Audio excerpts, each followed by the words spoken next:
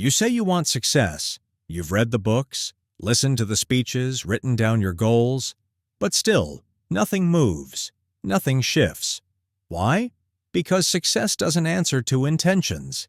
It answers to preparation. It answers to discipline. Most people dream. A few people act. Fewer still endure. This is not about wishing harder. It's about working smarter. About understanding that what you want, wealth, freedom, purpose, already exists. But it exists on the other side of your current comfort. You can't think and grow rich until you first learn to think and grow responsible. You want abundance? Then you must earn alignment. Every dream has a down payment. And the currency? Sacrifice, consistency, emotional control, and unshakable clarity. Napoleon Hill said it plainly. Success comes to those who become success-conscious. But what does that mean? It means that your outer results are governed by your inner commitments. That you can't manifest wealth with a poor mindset. That riches, whether of the mind, the heart, or the bank, belong to the determined. The truth is this: your dream is not waiting on your circumstances to change. It's waiting on you. It's waiting on you to decide that you're done entertaining distractions, to decide that excuses are no longer acceptable forms of payment, to decide that the dream is not optional, it's an obligation. Hill taught us that clarity of purpose is the starting point of all achievement. But clarity doesn't mean comfort. It means commitment. It means you must burn the bridges of doubt and hesitation behind you. That's the price most won't pay. Because clarity leads to discipline, and discipline demands sacrifice. You say you're ready, but are you really?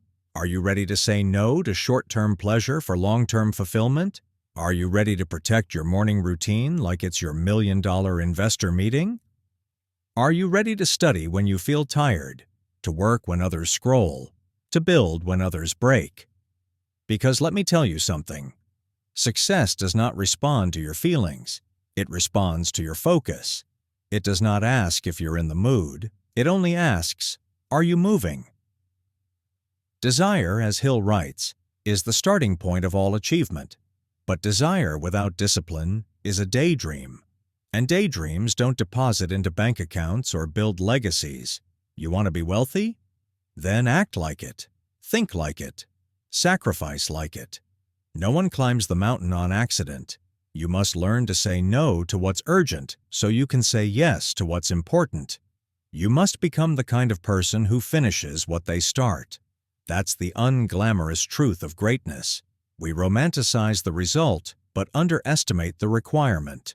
We applaud the success stories, but we ignore the lonely nights, the failed launches, the self-doubt, the delayed gratification, the invisible years of grinding in the dark while no one claps. Napoleon Hill wrote about autosuggestion, repeating your goals to yourself until your subconscious believes it. But your mind doesn't believe words, it believes action. Belief becomes bulletproof when it's backed by behavior. So the next time you feel like giving up, like skipping the gym, like pushing your goals to tomorrow, ask yourself, what kind of person am I becoming in this moment? Because your choices compound. Every decision is either building your destiny or burying it. Hill emphasized persistence. He said the lack of persistence is one of the major causes of failure. But persistence isn't loud. It's quiet. It's that voice that says, get up, when no one's watching. It's not sexy. It's not dramatic. It's you, doing the thing, again and again and again, until the world can't ignore you. You say you want a better life, but are you living like someone who deserves it? Because life doesn't give you what you want. It gives you what you're willing to become. The dream isn't coming to find you. You must rise to meet it. Let's talk about failure, not the kind that happens in front of others, the private failure, the kind that happens in silence, in your own head. Hill taught us that temporary defeat is not failure unless you quit, that every adversity carries within it the seed of an equivalent benefit. So don't curse your setbacks. Study them. Your struggle isn't a signal to stop. It's an invitation to upgrade. When something breaks, it's because the old version of you can no longer carry the next level. Let it break. Let the version of you that procrastinates crumble. Let the version of you that blames others dissolve. Let the version of you that waits for permission die. Because greatness demands evolution, and evolution always begins with surrender. Surrendering your excuses, surrendering your comfort, surrendering the version of you that fit in, but never stood out. Napoleon Hill told us to form a definite chief aim. Not a vague wish, a clear mission, and that mission must become an obsession. You must be so fixed on the goal that it pulls you out of bed when your alarm fails, that it wakes you in the night and whispers, "You were not born to be average." Because you weren't. There's something you were meant to build, meant to write, meant to lead, meant to live. But life won't hand it to you. It will hand you resistance and ask, "How bad do you want it?" This is where most turn back. They treat the dream like a side hustle instead of a sacred calling. But your dream is not a hobby. It is a responsibility. Hill said, "Whatever the mind of man can conceive and believe, it can achieve." But belief is not a feeling, it's a fire. You have to feed it, with study, with repetition, with silence, with strategy. You don't stumble into wealth, you don't drift into destiny. You drive into it, with intention and effort and faith. Faith. Let's not skip that. Hill placed faith at the center of creation, not religious faith, but faith in yourself, faith in the invisible, faith in the impossible. Faith is acting even when you can't see the finish line. It's trusting that every small step is not wasted, but invested, and every failure is not fatal, it's forming you. Faith says, "I don't need proof right now, I need purpose," and you either let fear control your faith, or you let faith control your fear. Choose wisely. Because no man can serve two masters. Either you believe the dream is possible, or you believe your excuses are more powerful. So let's get honest. What are you feeding? Your distractions or your destiny? Your comfort or your calling? Your ego or your evolution? Because success demands payment in advance. You must invest the hours, the energy, the effort before the reward ever appears. You must become rich in character before you ever become rich in cash. You must think like a winner before you ever wear the crown. Hill talked about the master mind, the power of surrounding yourself with those who uplift, challenge, and sharpen you. So look around. Who is in your corner? Who challenges your mediocrity? Who calls you out on your laziness? Who reminds you of your purpose when you start drifting? Because if you're the smartest, hardest working, most disciplined person in your circle, you don't have a circle, you have a ceiling. Upgrade your environment or stay stuck in your excuses. You don't grow in easy rooms, you grow in uncomfortable ones. You grow where there is friction, feedback, and fire.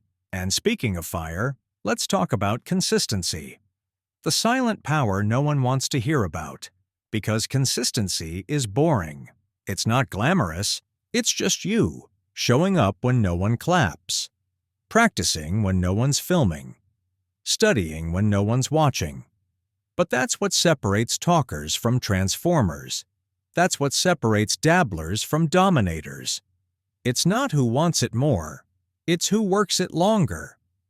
Hill taught that every achievement begins in the mind, but it is birthed through action. So the question isn't, do you believe? The question is, do you behave like you believe? Because belief without behavior is a lie you tell yourself to feel better. It's the illusion of progress, the mask of motivation. Real belief works. It moves. It produces results, even when you're tired, even when you're alone, even when nothing is working. Yet, and when you reach the moment where quitting whispers in your ear, remember this: no one ever regretted being disciplined. but many regret being distracted.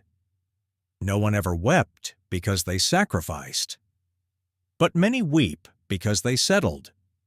And the greatest pain is not the pain of hard work, it's the pain of knowing you could have been more. So if you're going to suffer, suffer forward, suffer with a purpose, suffer with a reason. Because that pain becomes power, and that power becomes peace. You want success? Then build yourself first. Build your character, build your focus, build your habits, build your identity. Not around comfort, but around calling. Not around hype, but around habits. Because in the end, the world doesn't give crowns to the loudest. It gives crowns to the most committed. Now pause, breathe, and decide. Will you wait for the world to choose you? Or will you choose yourself? Will you keep hoping for motivation to arrive? Or will you move with discipline, regardless? Will you drift toward average? Or will you rise with intention? You know the answer. You've always known. Because deep inside, something has been calling you, something greater. And that something, it's not just possible, it's your responsibility. So walk forward, one decision, one step, one discipline at a time, not for applause, not for trophies, but because you were born to fulfill something eternal, and the world is waiting. With that said, thanks for watching, and until next time.